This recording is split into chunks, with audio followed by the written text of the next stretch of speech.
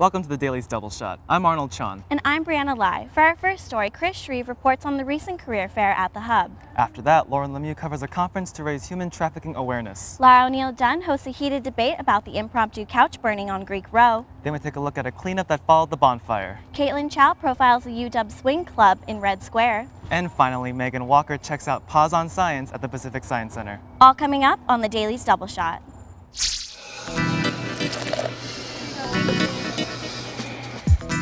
Ooh, what is that? Chinese.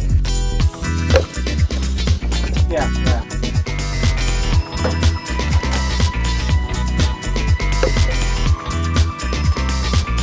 I'll see you there. Okay.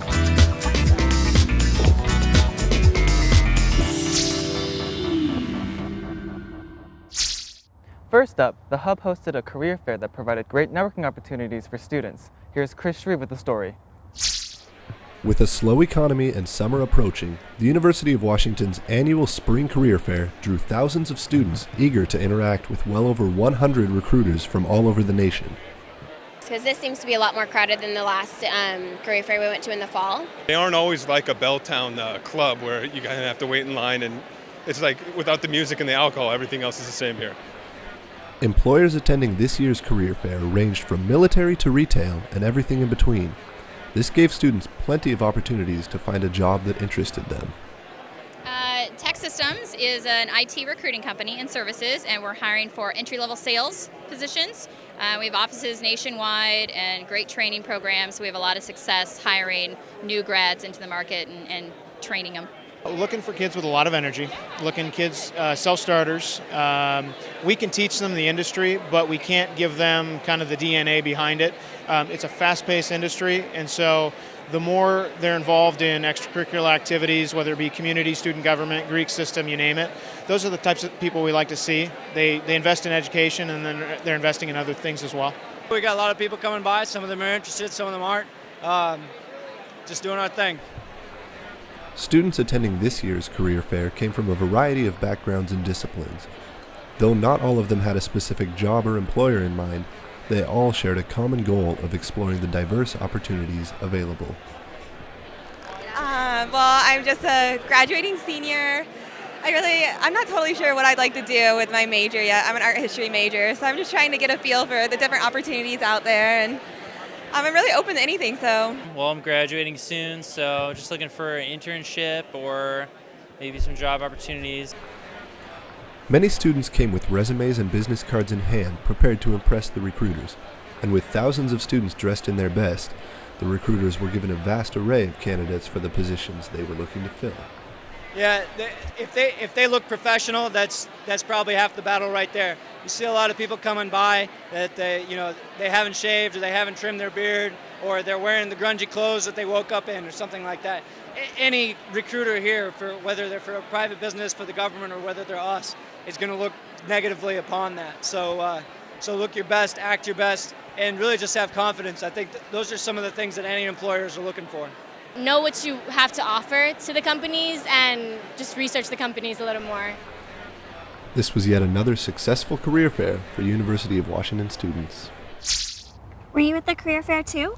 No, I gave up hope on ever trying to improve myself in any way. I'm glad you came to your senses. Next up, Lauren LeMieux covers the Unbound Conference, where participants were educated about modern-day slavery. The Unbound Conference is hoping to raise awareness about the effects of modern-day slavery. I spoke to many organizers and participants about human trafficking. Human trafficking is modern-day slavery. It's people who are forced to work for someone else's economic profit. The word human trafficking essentially just means any commodification of a human being in any way, shape, or form to profit someone other than the person that's actually doing the labor. The Unbound Conference was held at the Presbyterian Church on 45th and 15th this past weekend.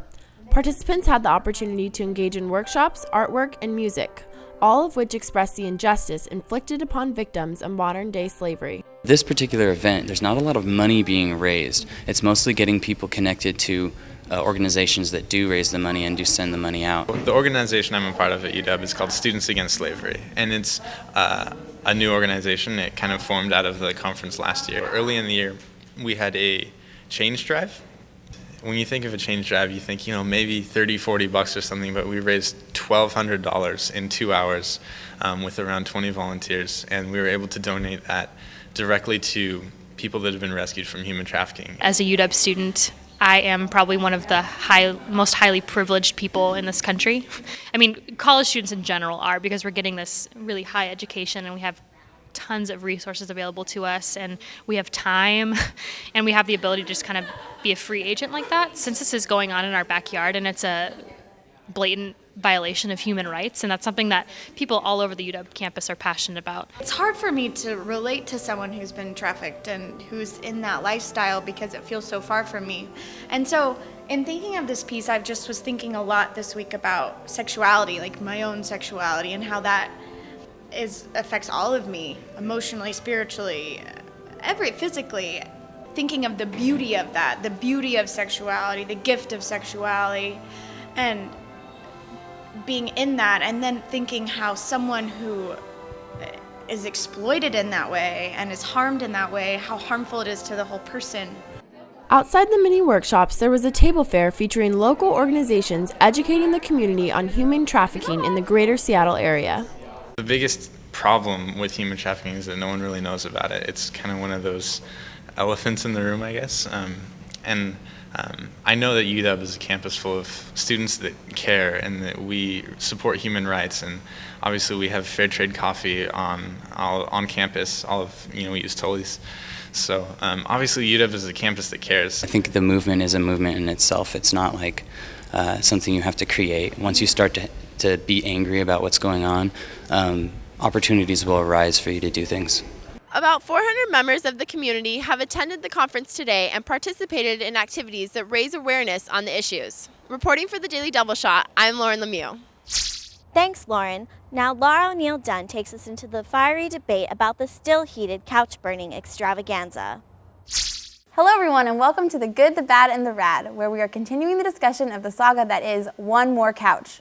On the night of Monday, April 5th, hundreds of students gathered around the median of 47th and 55th to watch an unplanned bonfire fueled by couches, frattresses, and, it is rumored, the shirts of some of those in the crowd. Talking to me today, we have Noe Kalfa, one of the two creators of the One More Couch shirt, which is available for purchase online; Chase Landry, philanthropy chair of Phi Kappa Tau and the founder of the One More Couch Facebook group; and fraternity live-out Joel Shapiro. Thanks so much to everybody for joining me today. No problem. All right. People are still talking about this event weeks after it happened. Why do you think that is, and do you think that's good, bad, or rad? Well, I think that's a good thing. It's really showing that people want to be a part of something big, something bigger than themselves. But I also think it's a misguided thing. It wasn't the kind of event that we should be wanting to be a part of. It's showing all this pent-up need in people to be part of a huger part of society. That, in my mind, isn't really an answer. Honestly, good and bad are these relative terms that we're using. It's good for the Greek system because it gives everyone something to kind of unite around. It's good for everyone outside of the Greek system because they have another excuse to malign the Greek system. It's bad for everyone because it honestly doesn't matter. And at the end of the day, it's a slow news month. It happened weeks ago and there's no benefit to the community. There's no real detriment to the community. It doesn't matter in the least. Do you agree there's no benefit? I guess. I mean, I don't know if I agree with the Greek thing because I'm not Greek and I thought it was great, and I think that it's more of like an entirely university community type thing. But I think I somewhat agree that it's rather neutral. Okay, well here, going off what you said, the Facebook group that's around this event, which you actually created, Chase, and it has over 1,000 members, presumably Greek and non-Greek. It's called One More Couch, and the group description on that group reads, "the rallying cry of all UW Greeks." So why do you think that is? I think it's rad-larious, if I say so myself. I mean, fact one, there were Greeks there. Fact two, Greeks are hilarious. And that's so, science. Yeah, I think it's proven. Well, yeah, going off of that a little bit, when I had gotten back from just seeing the outskirts of it a little bit, I saw it as a Greek event. But when talking to people afterwards, it was really surprised. There were a ton of people in the north of 45th community, in the 45th community, and all of the university community who were participating and watching from the sides and really excited about it.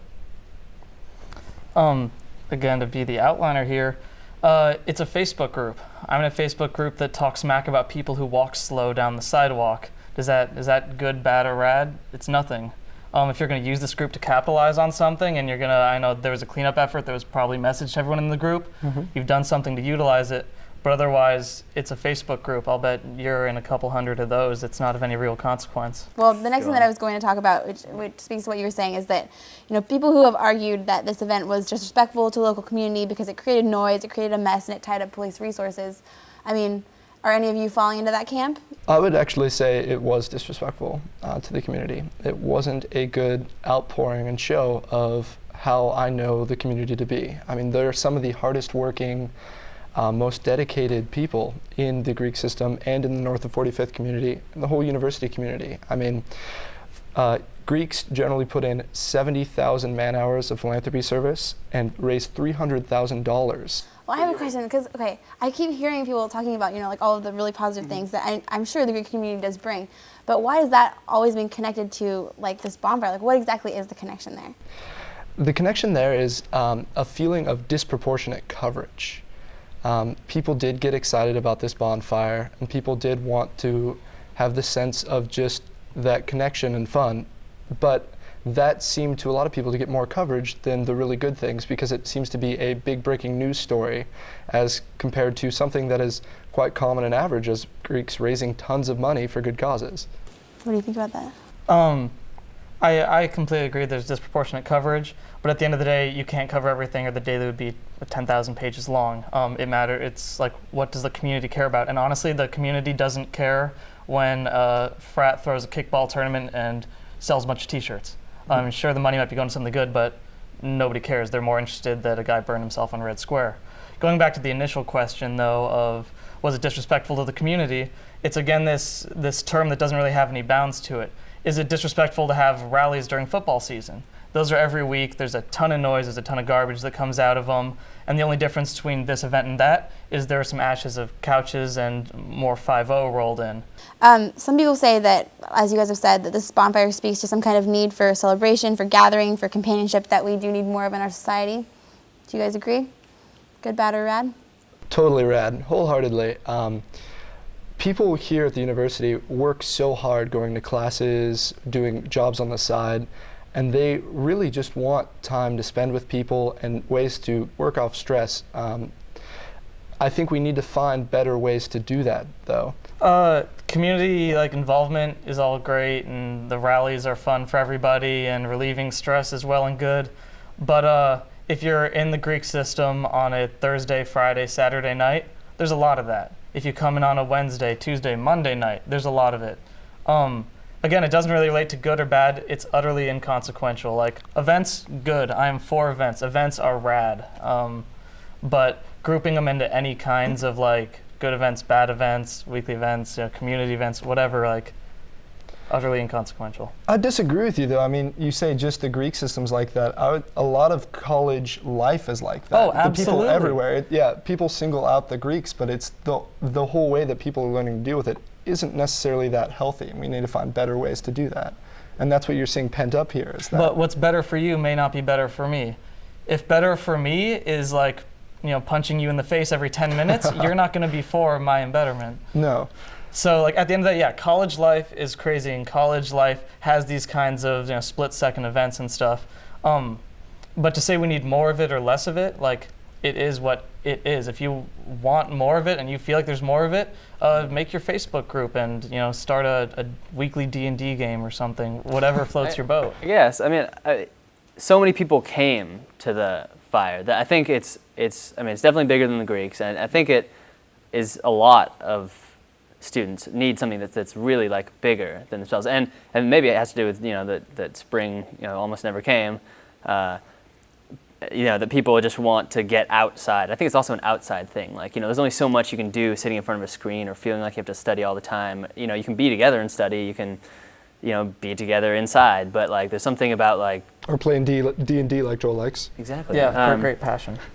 But being outside. I mean, whether or not you need to burn stuff. I I'd say Smokey the Bear would be the first one to say that fire was contained, but something bigger, some event, a drum circle, hanging out under the quad, big games. Rallies, barbecues, all these things need to happen more. I don't know. Okay. Yeah. We're gonna end there. Okay. That's about all the time we have for this week. Thanks so much, Chase, Noe, and Joel. I'm Lara O'Neil-Dunn, and I'll be seeing you next time on The Good, the Bad, and the Rad. Next up, a cleanup of Greek Row. We had our All Greek Street Clean, and we actually do these once a quarter. We're actually doing 2 this quarter too, one during Greek Week as well, so that'll be May 14th. And pretty much people from every chapter can come participate. They just sign in, and we clean from 17th through 22nd and from 45th down. So it's a really great way to just clean up the community, and it's kind of fun to be able to have a lot of members just working together to do it. Well, it's something we do every quarter. The spring one, just because of weather, is usually the one with the biggest turnout. But for this one, we're offering Greek Week points for house participation. So usually the turnout's significantly lower, about 300, 400. But in the aftermath of the bonfire incident and the great weather, and then Greek Week points, we're seeing a lot of good responses from the houses. The aftermath, we do apologize very much for the disruption that was caused in the community. The other members, that the neighbors that live around here were disrupted. So we did make a public apology at the community center meeting on Tuesday afterwards. We're just tilling the area that got compacted earlier with the couch event so that the grass will grow better in the new soil, putting down topsoil and sod.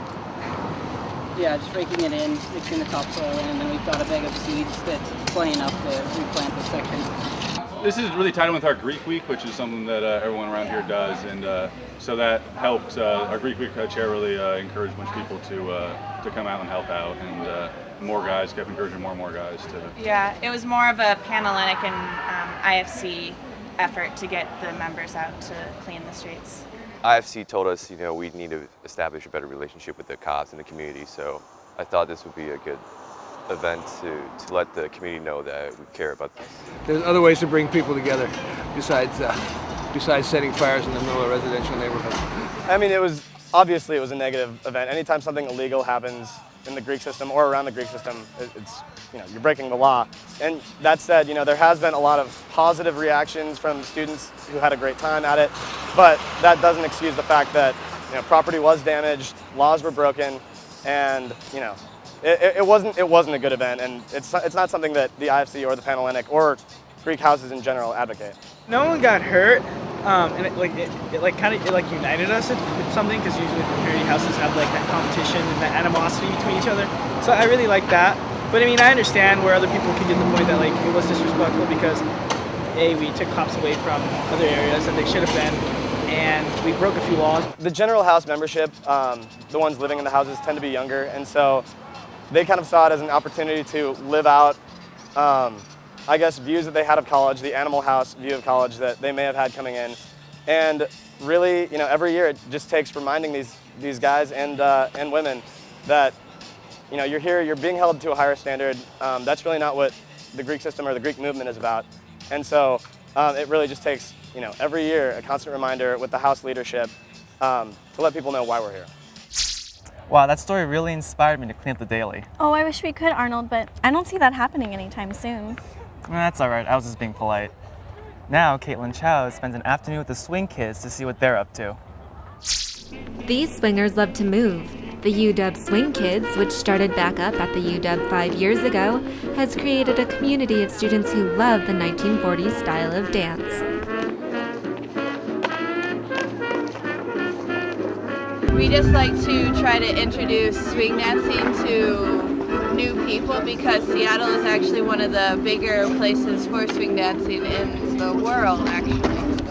The club offers lessons for all skill levels, holds movie nights, quarterly dances, and even weekly Friday afternoon jams in Red Square.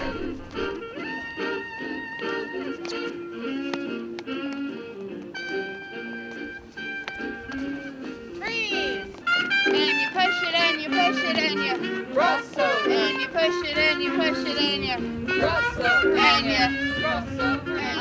For someone starting off, it's kind of hard because There are three main types of dance. It's East Coast, Lindy Hop, and Charleston. East Coast being the simplest, where it's just like step, step, rock, step, and it's really easy. And then we have Lindy Hop, which is actually really hard, the hardest one to learn, but also the most fun once you get it down, so it can also be very daunting, but if you keep at it, it's a whole lot of fun.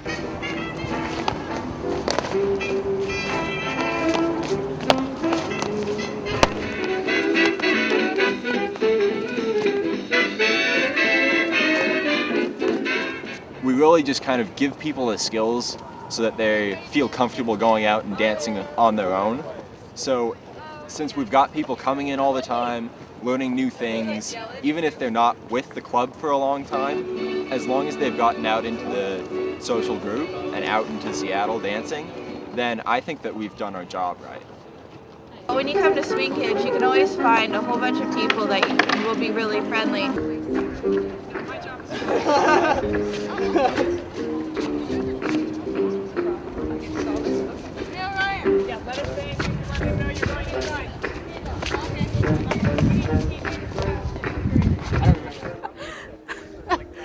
Reporting for The Daily, I'm Katelin Chow.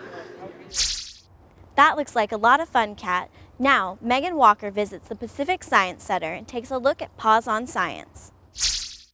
On April 9th through 11th, the University of Washington and Pacific Science Center collaborated to put together an event called Paws on Science. UW scientists and researchers showcased their work by creating interactive exhibits, all geared toward making science more accessible to the public. Paws on Science is a partnership with the University of Washington and Pacific Science Center. It's the first annual event, and we're celebrating everything science and everything Husky. So we've had the marching band and the cheerleaders just left. We have over 30 different research booths throughout the Science Center.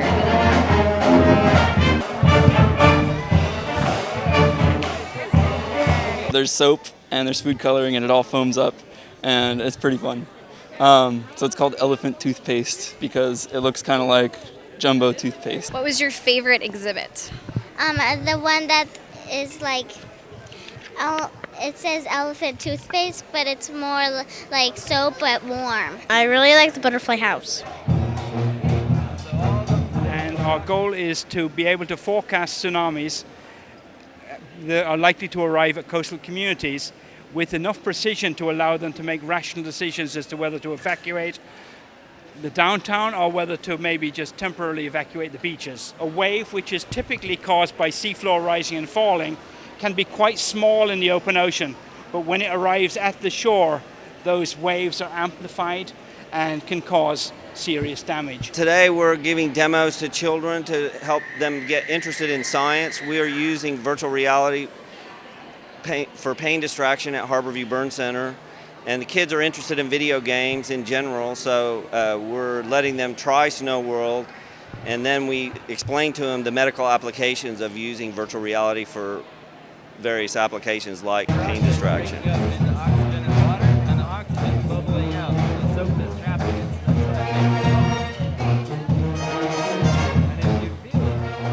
We design, build a race car every year, take it to competition in California, and it's basically the mechanical engineering department, and there's some business majors too, design or dealing with the cost and making sure all the events get put together. We're researching solar cells, and we want to look at how well light can get absorbed from the sun and how we can absorb that light and use it to create electricity by using that solar cell. These are some examples of silicon solar cells, which are about 95% of the market right now. And we have a solar panel here that's absorbing light from my pretend little suns here.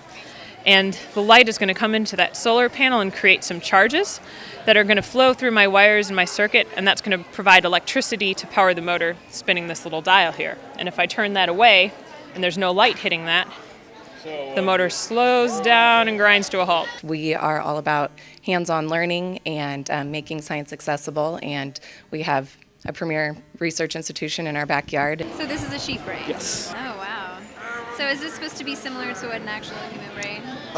Yeah, there's a few differences, like right here where the brain stem connects to the spinal cord, because on four-legged creatures, the spinal cord would come out like this, whereas on a human brain, our spinal cord goes down like this. We have a little little genetics tests that the kids can take. And the first thing is we look at their earlobes as to whether they're detached or not. They can see whether they have a widow's peak. I don't have a widow's peak because I don't have any hair, okay? If I had hair, I might, I'm not sure. Also, the tongue roller. I'm not a tongue roller. Can you roll your tongue? Oh, yeah. So you've got that. That's it. This is an attempt to make nanoscale science very accessible to people. People think of nanoscience and nanotechnology as being very exotic and complex, but it's all around us. It's in oil slicks. You see those rainbowy colors off of oil slicks. Soap bubbles have a sheen, an iridescent sheen.